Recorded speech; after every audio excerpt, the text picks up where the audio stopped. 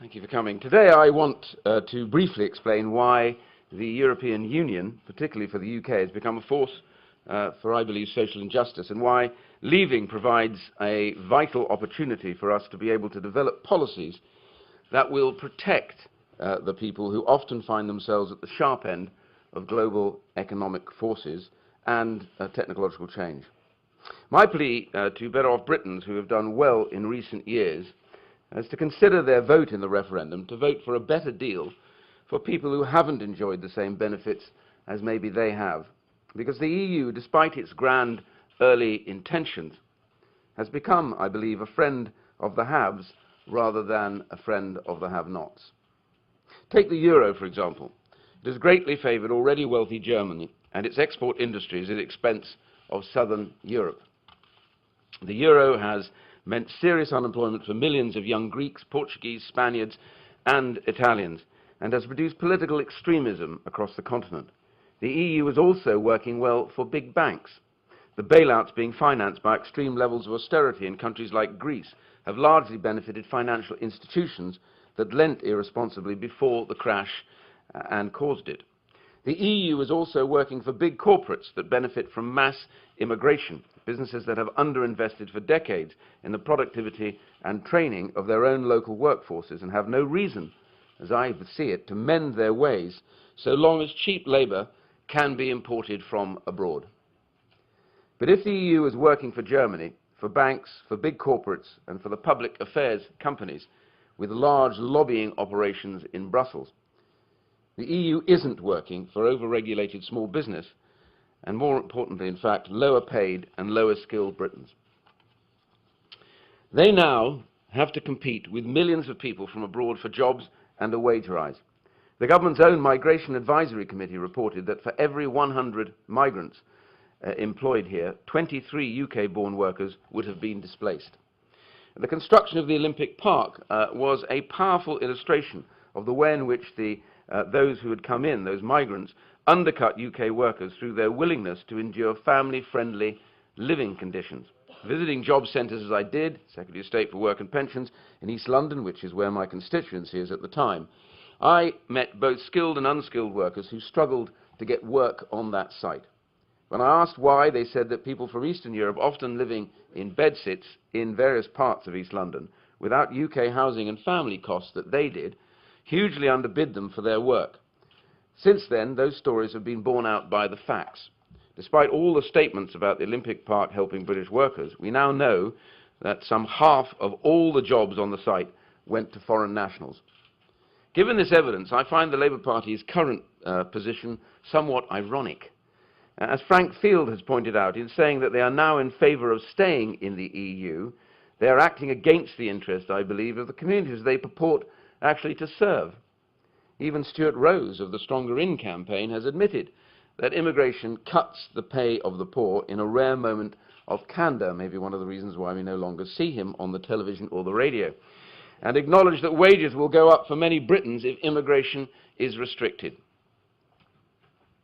The downward pressure on wages is a trend and will only get worse if we continue to have absolutely open borders with the EU, and I believe would get much worse if we ended up in a recession.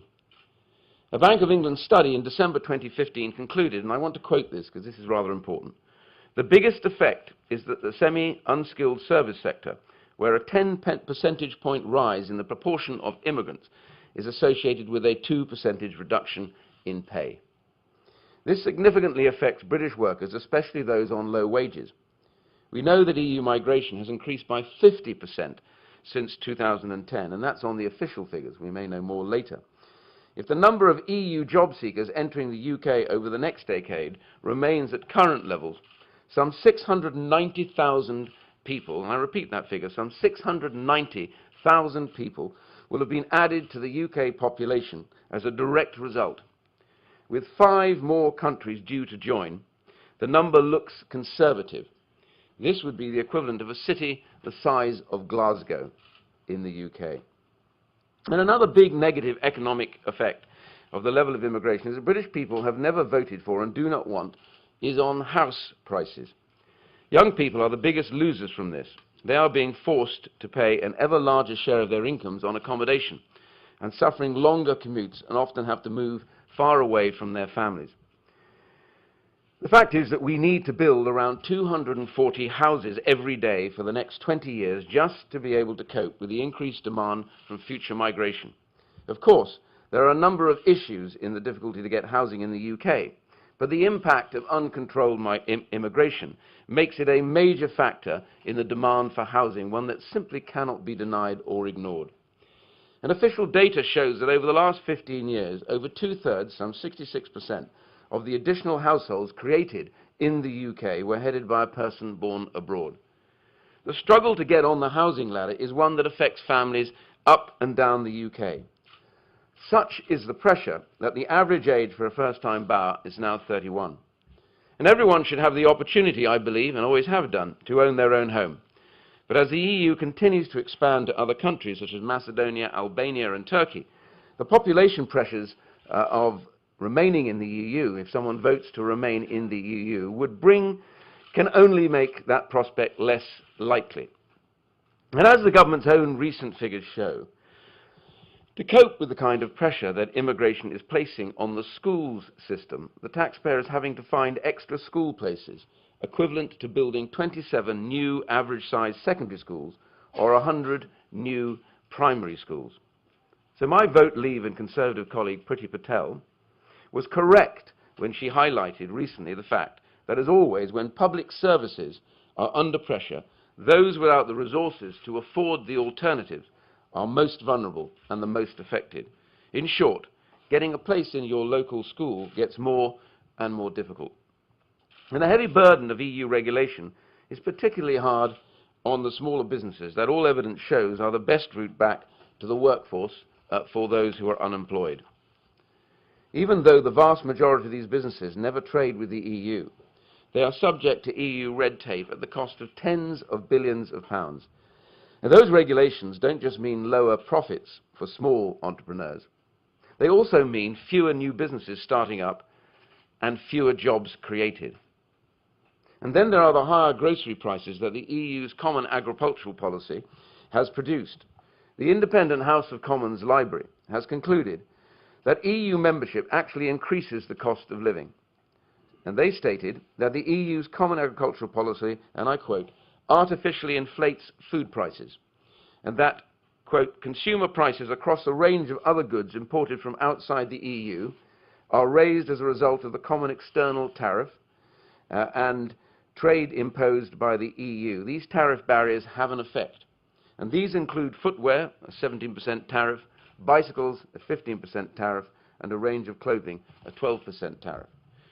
This may not sound like a lot for some of the better off British families, but for many, it might actually be the difference between paying the rent or not being able to pay the rent. And this takes me back to my central point. What I think are the best compassionate instincts of the British people. When you vote on the 23rd of June, even if you believe what you are now being told by those who want you to vote to remain in the European Union, that you may on balance have done okay from the European Union, I want you to think about the people who haven't. And just as importantly, think about the economic changes that are coming down the tracks very fast. And ask yourself very seriously whether a Britain in charge of all policy levers would be better equipped to cope with those changes than a Britain that is part of what all evidence suggests is the dysfunctional, declining, high unemployment European Union. Because this EU vote is happening at a time of enormous global upheaval. We are at the point in the development of the world economy where, if we are not careful, we're going to see a huge rise and even an explosion in the have-nots. We're going to see increasing divides between people who have a home of their own and those who, to coin a phrase used rather recently, are at the back of the queue. A lengthening queue to boot. To even get onto the housing ladder, people who have jobs that are threatened by automation and people who live in the shadow of the impact of technological innovation, people who benefit from the immigration of cheap nannies and baristas and labourers, and people who can't find work because of uncontrolled immigration. There is a balance here that needs to be reset. And I've always wanted people, always wanted them to be able to own their own home, but that gets more difficult, particularly, as I said, for young people through our inability to control the scale of migration. We are entering a long period of much slower growth than we have perhaps been used to. We are entering a period when white-collar jobs are going to be replaced, possibly by technology on the same scale that innovation has already placed many more manual, industrial, and other blue-collar jobs. And in the coming decades, the populations of China and India and other developing countries will increasingly be educated and will compete more directly with us. In this world, we need to be nimble, and we need to do everything we can to ensure that those likely to be most affected by these changes are ideally equipped to meet them, or, if necessary, are cushioned from those worst effects. Being fast on our feet and nimble as a nation-state is the route to that. And Britain avoiding the high unemployment and savage austerity that many European nations suffered because we wisely ignored the advice of many groups, particularly the CBI, and retained sterling. The principle is that it is better to be in control of our own destiny. That is the lesson we learn. Better to be in control of our own destiny. Should apply to all areas of national life, particularly starting with our borders. It should cover the design of agricultural and environmental policies and the implication of those policies for grocery and energy bills, to the design of trade agreements, to fishery policies, another regressive EU policy that has devastated some of our coastal communities, and of course to budget and tax policy. If we want to cut VAT on fuel to help families afford to heat their homes, we should be free to do so. We should be able to choose how to spend the £350 million that we currently send to Brussels every single week. It would be, in a normal world, a strange choice to make for a British government that, whilst bearing down on welfare spending and other budgets since the election, we continue to send to this wealthy EU hundreds of millions of pounds of taxpayers' money. This is money that could help fund a whole variety of areas, particularly the NHS, and it could find extra training for infrastructure to help every Briton thrive in the economic age and to meet those challenges. The EU is fast sliding to economic irrelevance. Just look at how it's losing its share of world trade at twice the rate of the United States. And there are many reasons for this. But one key reason is that its institutions have become irredeemably unwieldy. EU leaders and the Brussels army of bureaucrats can't agree on how to fix the euro. They can't agree on what to do about refugees. They cannot agree on what kind of transatlantic trade partnership they actually want with the USA. Such a mess that it is very unlikely that it will ever happen. And they cannot agree on the kind of steel and industrial policies that will ensure Europe doesn't even lose more of its manufacturing base. No. The EU can only move as quickly as its slowest member. And that means that it can only move very slowly indeed on all these matters. And in today's global economy, it's not speed that kills, but indecision. The EU leaders and ministers spend so much time in Brussels not agreeing decisions that they aren't focused on the challenges that exist back in their home nations. And that is, I think, the key point. No matter what those who want to remain say about the EU as a marketplace, the reality is that it is first and foremost a political project, the aim of which is the creation of an overarching federal power above the nation-states. It is the reason why economic common sense cannot prevail, and why many Greeks are now living in third world conditions. Italian banks are becoming insolvent, and terrible levels of youth unemployment have become, for the EU, a terrible price worth paying.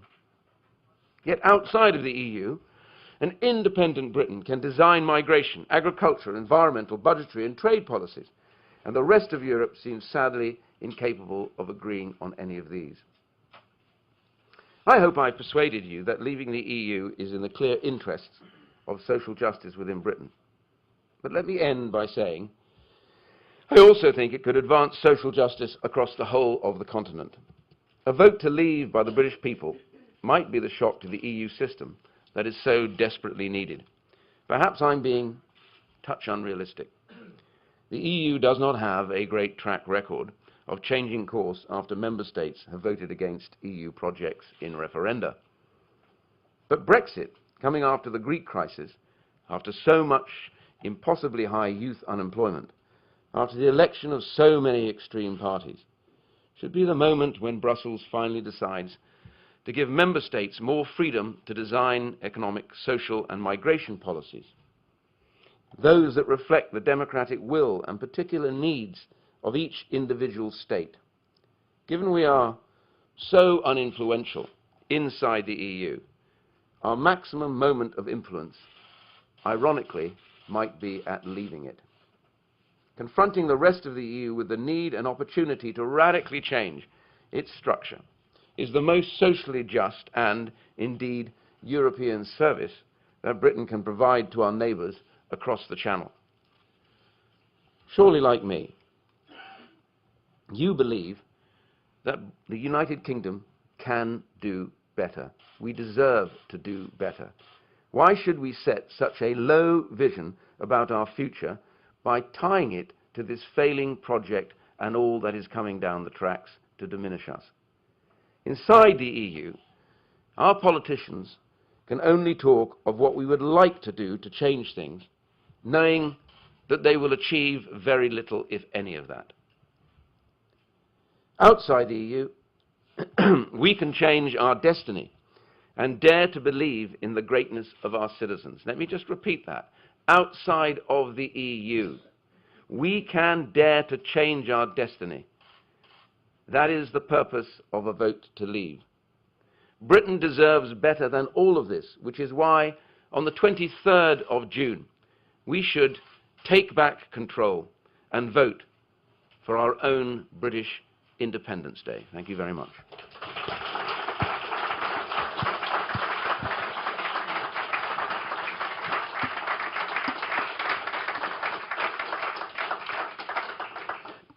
Time for a couple of questions. Chris.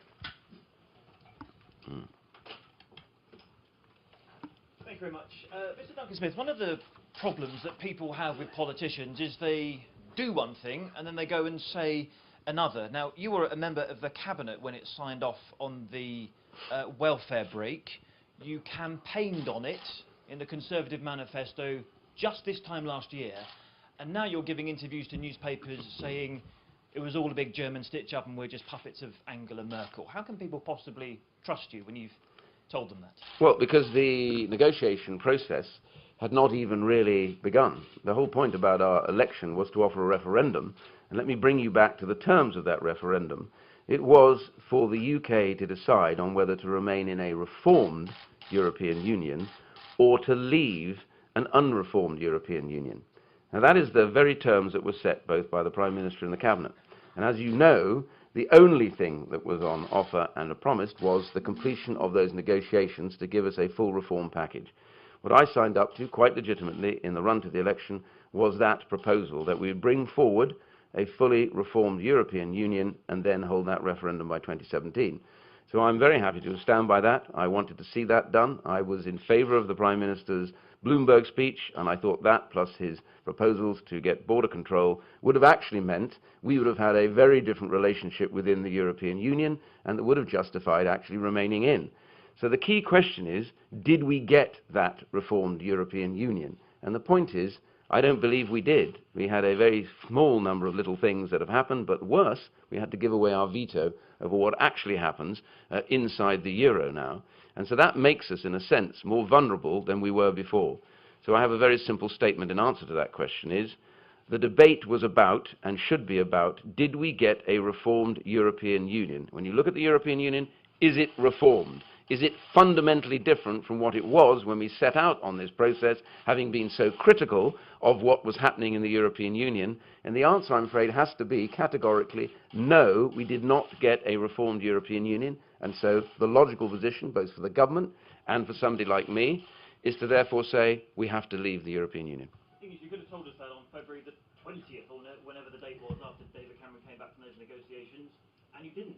We didn't complete the negotiations. I'm sorry, we did not complete the negotiations until far later on. I was still working on stuff to do with what we would do about benefit claimants way into last year, and even the final agreement about what would have happened, which came out of the Commission, the final proposal, wasn't even agreed until early this year. So the negotiations were not complete.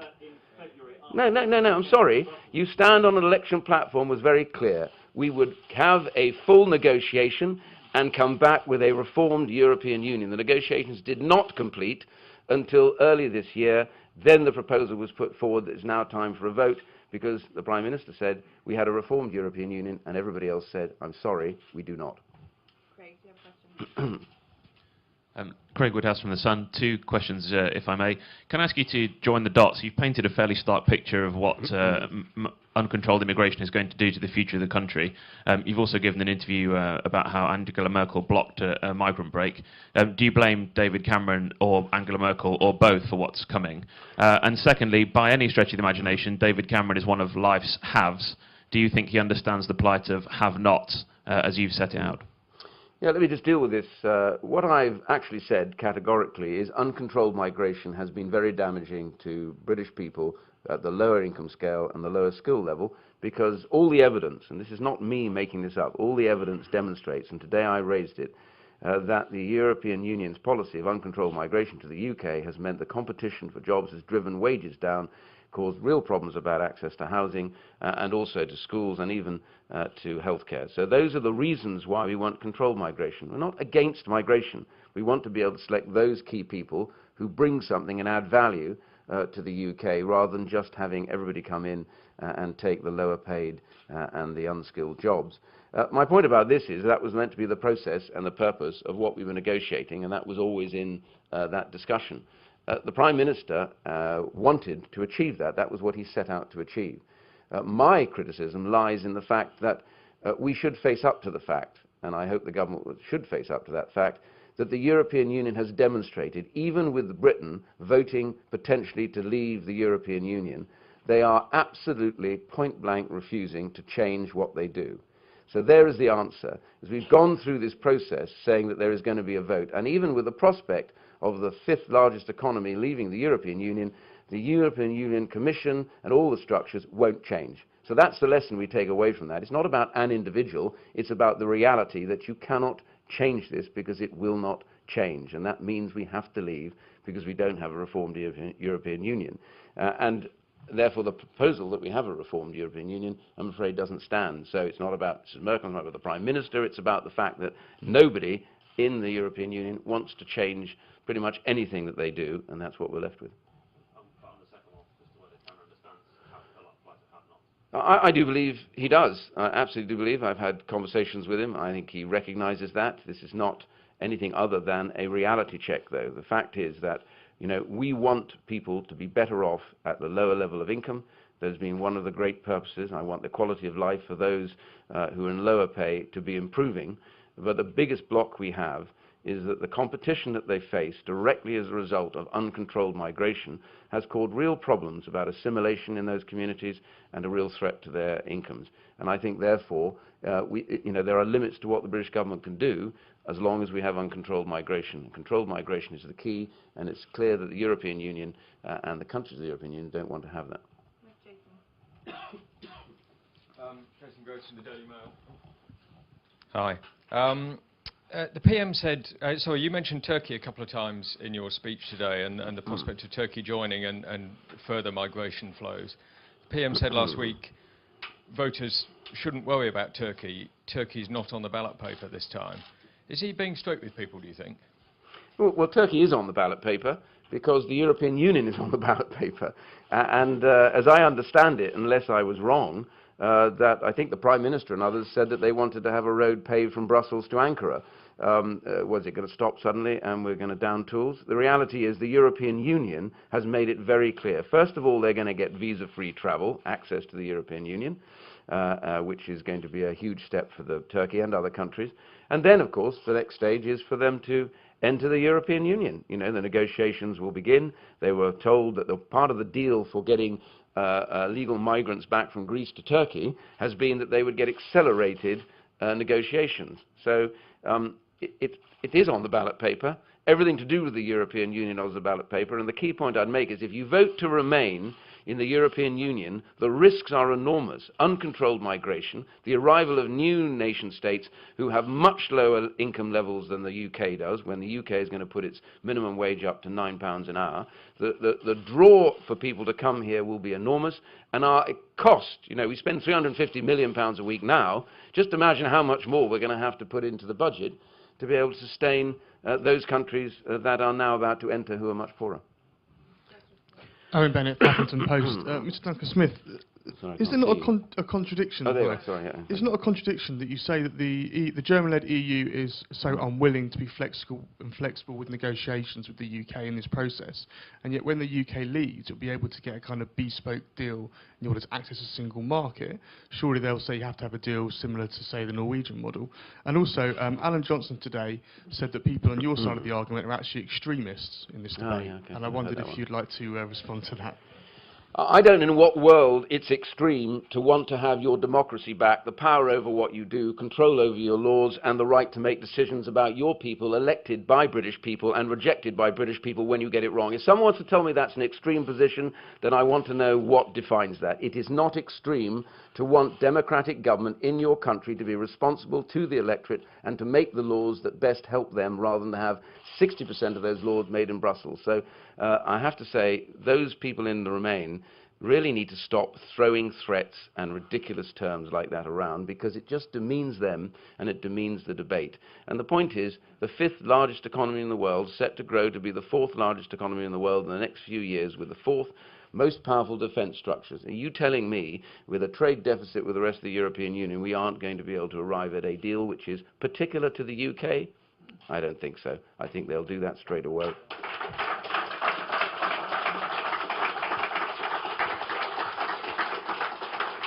Hi, Joe Churchill from the Press Association. You said in your speech, or just now in the questions, that the EU uncontrolled migration is the biggest block to people getting employment in this country. In 2010, you said that immigrants were taking all the jobs because people in this country weren't capable or able to take those jobs.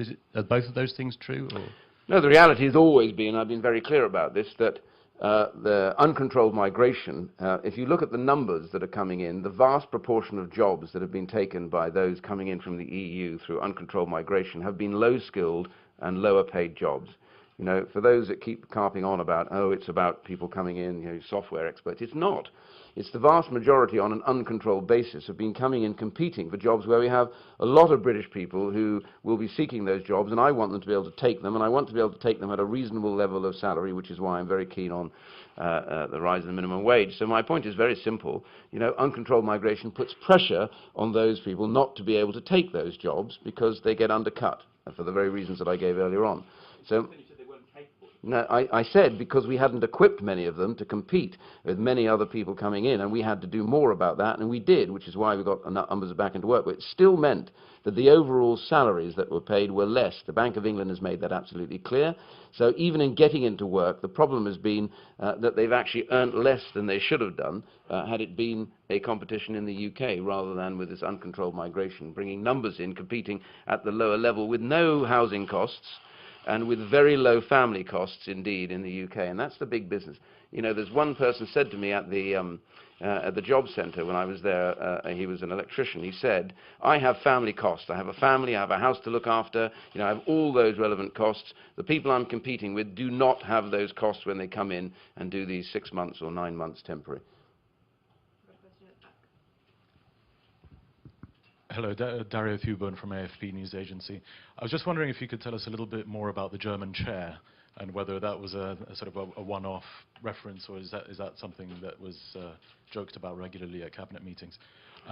Also, if these arguments are true, there should be more parties elsewhere in Europe advocating a departure from the European Union. Yeah. And why is that not the case?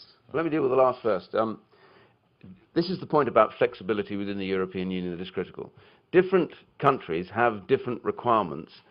For example, Germany faces a problem of a falling birth rate, which they've had for some time, and they have relied hugely on migrant workers. The UK has a rising birth rate, and therefore we have not needed that because we're already within the UK. We have many people who are able to take those jobs, and younger people coming through at a much higher rate than they have in Germany.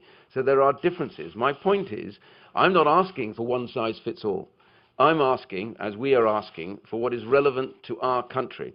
And in controlling your borders, we want to make sure that we're able to control the scale, but also to be able to select people who really advance the UK. You know, we may need software engineers. We may need industrial engineers of some particular scale. Those are the kind of people we might want to bring in, even for the health service. And the other bit is that by not having control over your borders in the EU, it's meant we've had to tighten up dramatically on our borders to outside the EU. So that means we're not able to bring in certain numbers of people, which people are complaining about right now. It's all down to not having control of your own borders. I think that answers your question. No, sorry, it was on the hour. Thank you. My name is Rahman, fourth leaf campaigner from Indonesia. Sir, I just would like to know, is it the supremacy of the European Court of Justice, the ECJ, is it written in any treaty? And if it is, what happens if a member country simply ignore their dictate, saying, well, it is against our interests, and we just simply don't want to follow your dictate? Thank you very much. It's a good question, because the European Court of Justice has declared itself as supreme. It is supreme. It's supreme over all matters European. And that the scale of that involvement with Europe has grown over the years. So they have become essentially supreme in very many matters that are directly concerning domestic policy here in the UK. What happens? I'll tell you exactly what happens is you're warned that unless you comply by the European Commission, they will take you to the European Court of Justice. If you continue not to do this, then they start infraction proceedings. That process can take whatever, a year or so before it comes in front of the European Court of Justice, and in most cases, occasionally not, they find against you if it is clear and explicit that you have actually broken what is essentially a European regulation or a law. I have been infracted myself. It's not a painful process, but I have to say that I encouraged them to do it because I actually disagreed with what they were saying at the time. Although they never actually finally proceeded, possibly maybe because the referendum was coming up, who knows. Well, if you continue to ignore, you just keep getting fined, and so it goes on. And sometimes some countries just ignore some of these things, and they find the penalties that pile up on them. Just got two last questions, one from Alex and then from your constituency. Thank you, Alex Forsyth, BBC News. Just a point, the visa-free access being proposed for Turkey is for the Schengen zone, so aren't you, by suggesting the impact of EU expansion, uncontrolled immigration on schools and housing, just indulging in Project Fear? And secondly, on the renegotiation of David Cameron, isn't the point of a negotiation to compromise and reach agreement? Aren't you just hyping up the role of Germany to portray the UK as weak to further your own campaign? Okay, let me deal with the first question, which is, hang on a second, access to Europe and joining the European Union is part of the process, okay? So there is no proposal that says Turkey or Macedonia, others will not now start processes to join the European Union. I'm talking about what is coming down the tracks is the membership of these other countries to the European Union. And the point is, once you are a member, you have the right of access into the UK because we have no right to withhold that from you. It's also worth pointing out that there are parts of the, well, let's say the whole of the European Union, if somebody is in the European Union for a period of time, can get citizenship if they've come over here into Germany or whatever as a migrant within a period of years. Different countries have different timescales. Some even sold passports to people. But the point is that that means they will access the UK at a fairly reasonably fast rate. So my point here is that the entry of Turkey and the others is part of this debate, because we're not voting about where we are just today. People who vote Remain and stay in the European Union need to know what's coming down the tracks is a remarkable set of changes to make things even worse, in my book, than they are already. Going back to the negotiations, look, the purpose of negotiation is to achieve as much of your objectives as you possibly can and then decide whether or not, on balance, you agree it or you don't agree it. It's not compromise. Compromise is a tool to achieve your objectives. Compromise is not the objective in itself. And that is the problem with the European Union. It becomes compromise for its own sake so that nothing gets damaged in the European Union. My view, very categorically, is the Bloomberg speech, followed by that key point about having control over our own borders, would have given us, I think, a very strong, different status, which would have been then much more likely to achieve the votes of those who might want to remain, because we would have a really self-governing process in there and make the rest of the European Union change their ways to make it more flexible and better. None of that was achieved. What we ended up with achieving was a compromise, and that compromise satisfies pretty much absolutely nobody and leaves us weaker in my book. John Moss, I'm a London councillor. In 1992, Sir John Major said the Maastricht Treaty represented the high watermark of European integration, and you rebelled against his government. Was he right, or were you? Far be it from me to criticise the previous Prime Minister, but I will say very simply this. The reason I voted against Maastricht all those years ago was because I felt that if we passed Maastricht with all its QMV, qualified majority voting, which enabled us to be outvoted in key areas, what we would see then was a process that would just continue to make that worse. And I said at the time that if we did that, then there would be only one decision to make finally, which is, do we stay in the European Union, or do we agree to lose our sovereign position as a nation state because so much of our lawmaking power and our democracy would be taken away? I like to believe that what I argued then turned out to be right. I was not actually in favour of leaving the European Union at that point, because I thought there was still a chance that we could change that or even reverse it. But after Maastricht and Nice and Amsterdam and Lisbon, you can see that the huge scale of the change that has taken place has led us to exactly the point that I originally said, which is we now have a choice. When you vote to remain in the European Union, you vote not for just static processes. You now vote for continuing, grinding away, the taking away of power from nation states, and the slow process of building up what is essentially a federal union with all its problems. And that means right now there is no chance of negotiating a change. It is to say simply, it's time to leave. Final question, Beth in front. Beth Rigby, Sky News. Mr. Duncan Smith, you said in this speech that being in the EU has led to an explosion of have-nots, low-pay workers losing out. The PM argued quite powerfully yesterday that those who think we would be better off outside the single market are both reckless and irresponsible. And he also said that leaving the EU would hurt ordinary people, it would hurt their jobs, it would hurt their livelihoods. So my question really is, do you think the Prime Minister's been dishonest with the British people about that, or is he just merely misguided? I just don't agree with him over that, I'm afraid. And, you know, this is a debate, and people will have to take what they find. I think the speech I made today demonstrates categorically by the data produced and by the sense and fact. You go around these communities and you talk to people like this, as I have done endlessly, you will find there is a deep concern about what is happening to them as a result of uncontrolled migration, and also this huge wave of regulation that has poured down on the heads of small businesses, as I said, most of whom never do any business in European Union at all. I make this simple point. Therefore, in disagreeing, I actually believe that we will be economically better off because we'll be able to make the decisions that are necessary going in the future. And I think the choice here to be made is not about are there risks only with leaving, which is what the Remain group say, against absolutely everything steady and stable by staying in. I think the truth is the decision is about huge risks of staying in.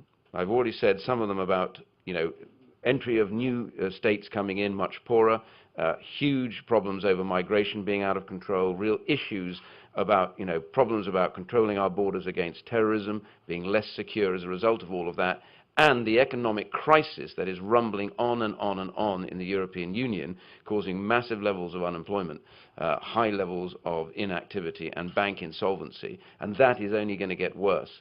Versus leaving, which of course, you know, we're going to be taking our own decisions to go in the future, and I don't say there won't be risk, but I say this, and this is the key point. On the balance of the two, I believe that Britain, this country, this United Kingdom, is better off facing the challenges of the future, and there will be challenges, by controlling its response to those challenges itself, through its democratic government elected and changed by people if we don't get it right. I believe we're better off by doing it ourselves than by having to give way to 27 other nations and more to come who may not have the same priorities as we do and who then make things happen that we may not want to happen. And you can see that in some of the trade negotiations, the trade deals, the regulations, the issues around the city being forced to be less competitive as a result of EU regulations coming down the track. My point is, if we are that independent nation, we're not leaving Europe. We're voting to leave the European Union. We will remain friends. We will be cooperating. We will trade. And we will get on defence matters and intelligence matters. And anybody tells you that is not true, they are simply telling you something which is wrong.